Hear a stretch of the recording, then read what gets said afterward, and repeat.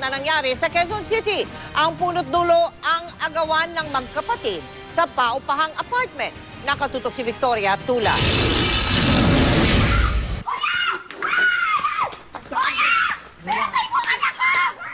Sa Yousscouf video na ito nakuha kahapon, dinig ang galit na paghamon ng isang babae sa kanya nakatatandang kapatid na lalaki. Nag-aaway raw ang dalawa dahil sa pinauupahang apartment. Pag nasaktan ka lang, mamamatay ako! Sige, subukan niyo!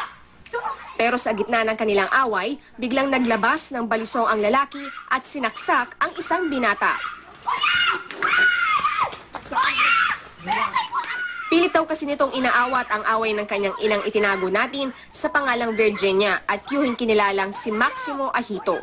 Pinapatamaan niya sa bandang dibdib, kaya lang nasalag ng anak ko kaya dito tumama. Malalim ang sugat. Kwento ni Virginia, sa kanya ipinamana ng kanilang mga magulang ang apartment. Pero ang kuya niyang si Maximo ang kumukuha ng upa. Dahil dito, pinaputol ni na Virginia ang supply ng tubig na sa kanya nakapangalan. Sumugod daw sa kanila si Ahito na may dalang patalim. Pinatanggal niya sa mga tao niya. Sabi ko, wag mong ipatanggal kasi ang nagkabit niyan na taga Manila Water, siya rin may karapatang mag-ano niyan. Tapos nagalit na siya. Sinaksak niya yung anak ko. Ligtas na si panganibang anak ni Virginia. Agad namang nakatakas ang suspect na nahaharap sa kasong frustrated homicide. Natatakot ngayon si Virginia para sa kanilang kaligtasan, lalo't may mga nakukuha raw silang banta mula kay Ahito. Victoria Tulad, nakatutok, 24 oras.